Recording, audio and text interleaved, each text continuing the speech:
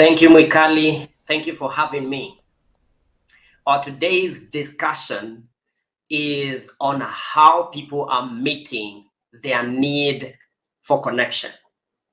All human beings have this need to connect with each other and to connect with self and to connect with God. You cannot replace one for the other. All of them are totally essential for you to meet your human need for connection. And unless you meet your need for connection, you will not be fulfilled no matter how much money you make or how significant the world makes you to be. You will still need to connect for you to be fulfilled.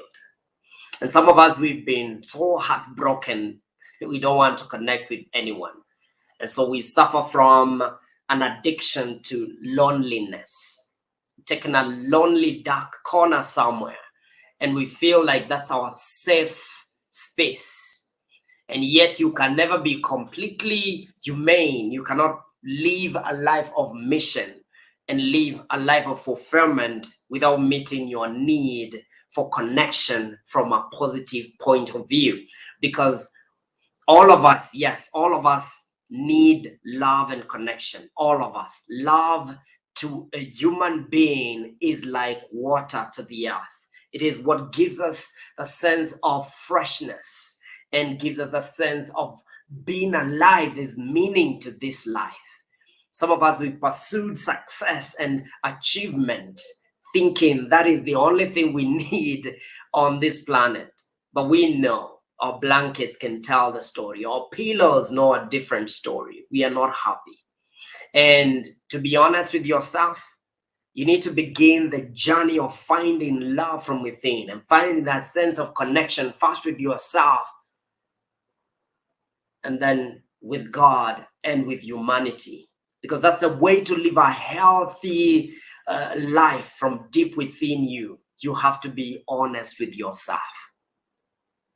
The need for love and connection, like I've already said, can be met in two ways. One way is negative, poisonous way of meeting this need is when you become needy to society so that people can come to rescue you and you feel a sense of connection with them. You get sick for no reason. In fact, your nervous system, you've trained your nervous system to get sick at a certain month, and people know that you get sick. Every June, they come to you, bring gifts, pray for you, and connect with you. So you're meeting the need for connection, love and connection, but from a negative perspective.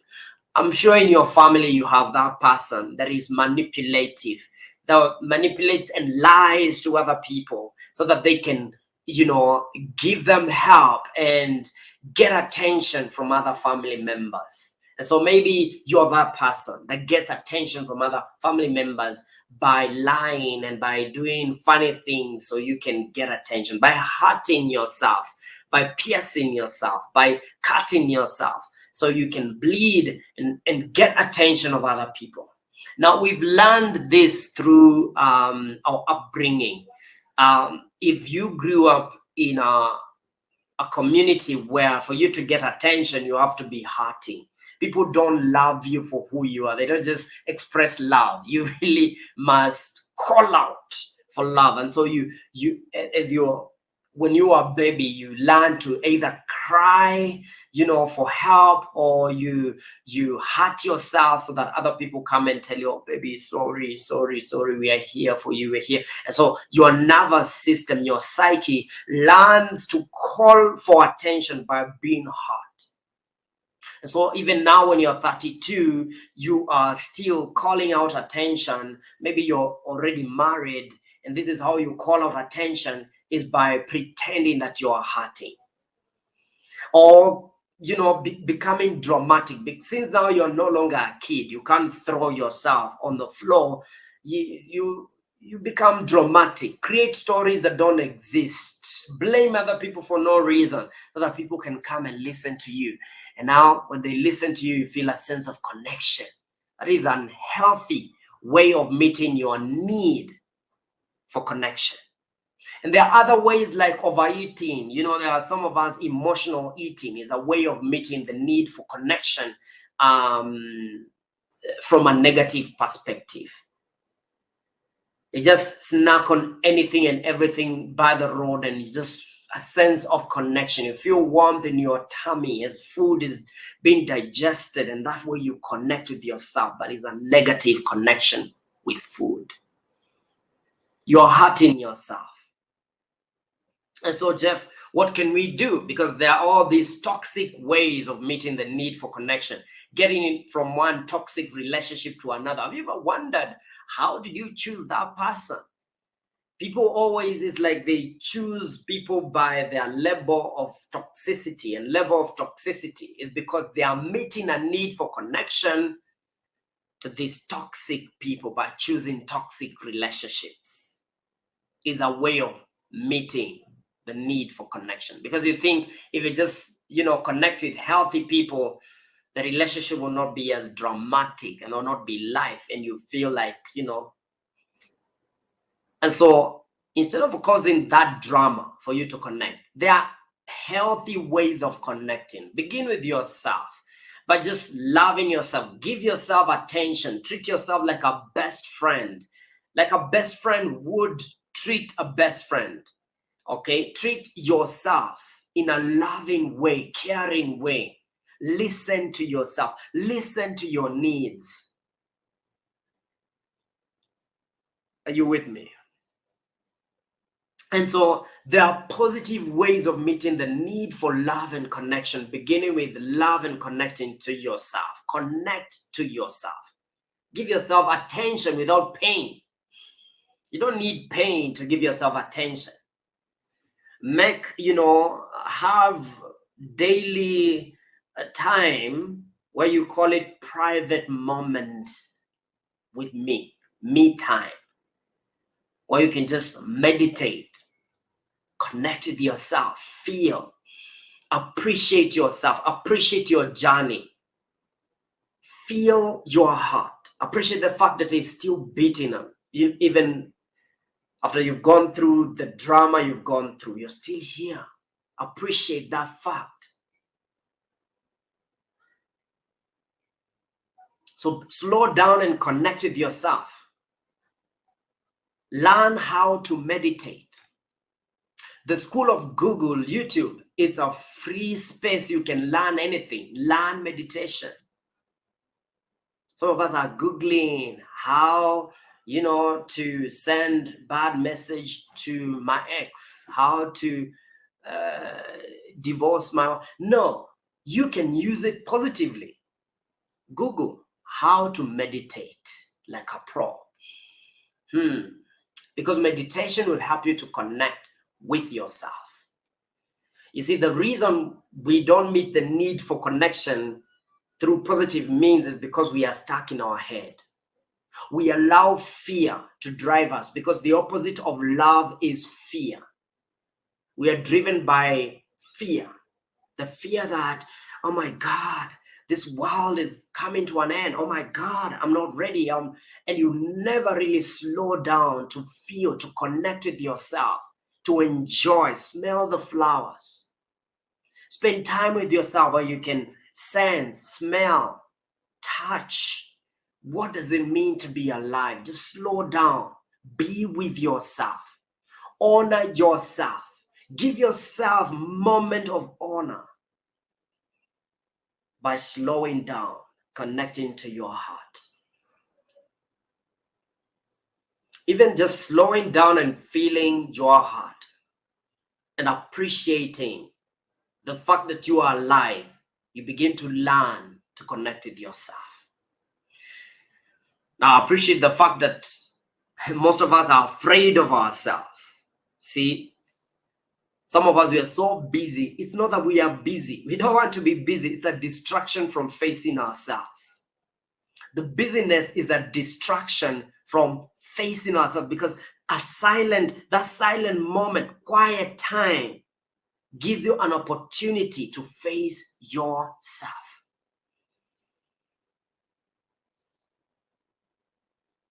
Can you be at peace with yourself? Connect with yourself. Connect with your joy. Connect with even your pain. See, be present. And this tool of meditation is not emptying your mind. Now you're in an empty space. No, I don't believe in that woo-woo kind of stuff. I believe in a guided, solid meditation that guides you to you and to God, that guides you to the truth, so that you stop living this shallow living of fear, of being afraid of everything that scared people talk about. To connect with yourself, there are disconnection you have to make from fear, from watching movies that scare the hell out of you or heaven out of you. You need to run away from such things. Why are you torturing yourself? Run away from bad news.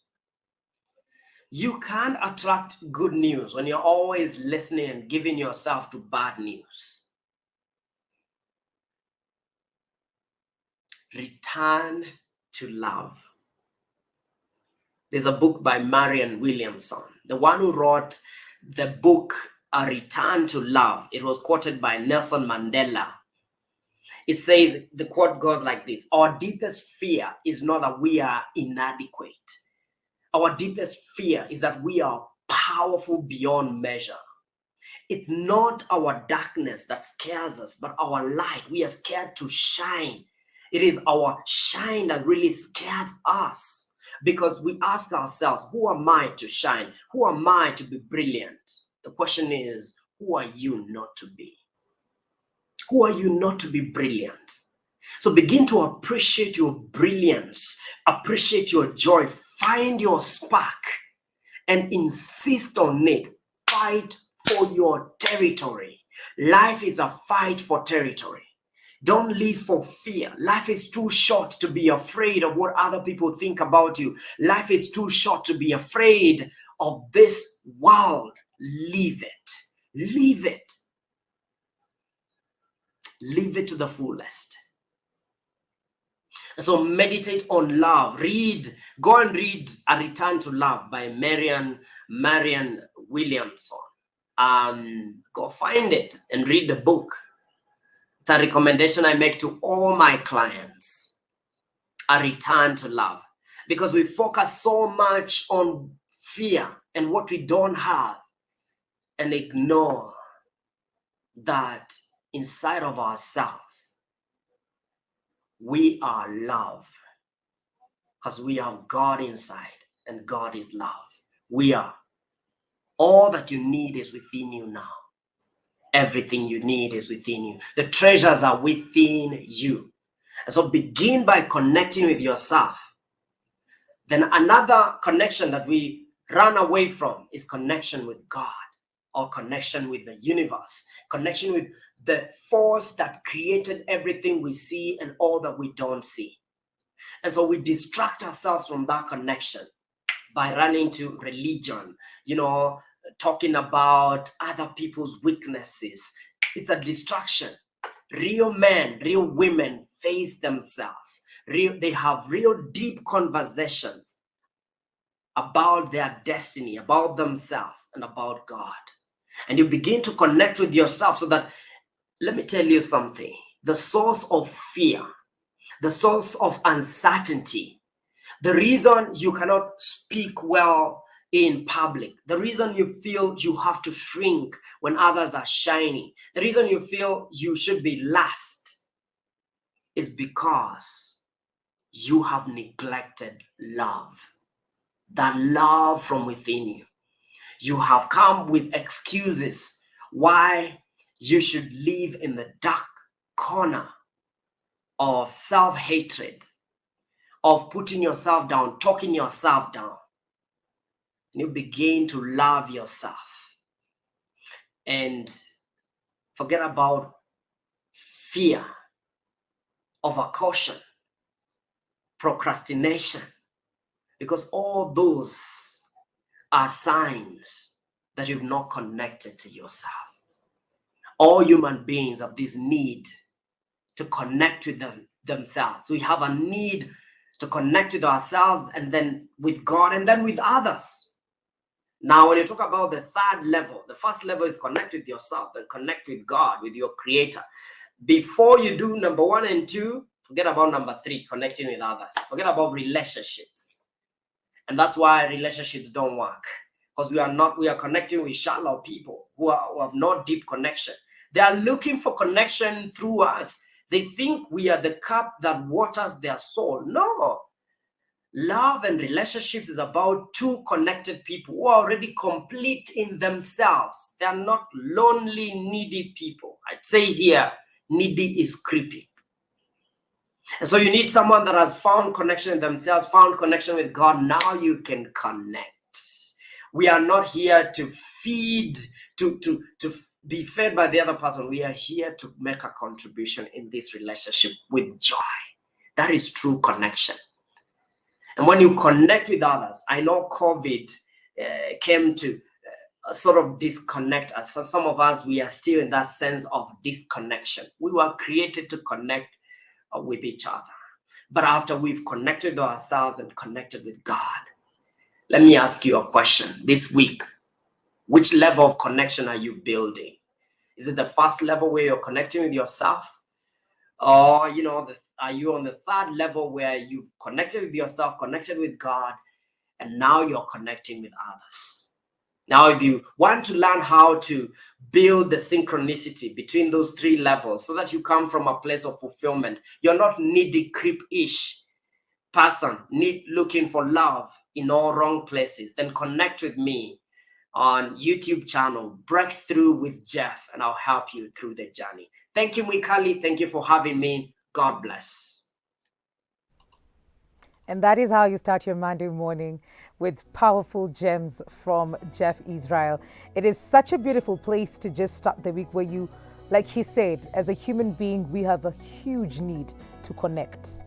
But then again, you'll not be able to make those connections if you've not connected with yourself. Have you gone inside, found out what your strengths are, what your weaknesses are, what your fears are, and then connect with God, and then you're able to connect with other people. I almost love when you say that being needy is creepy, where you just want to be fed, but you're not giving. So whatever relationship you're getting into it to contribute, not to just take from them, not to be completed by other people, but for you to just pour into their lives. Now that leaves you at a place of just thinking about yourself. He left a question for us, so think about that. At what level are you connected? We're going to take a very short commercial break. We'll be right back. This is Full Circle with Mwikali.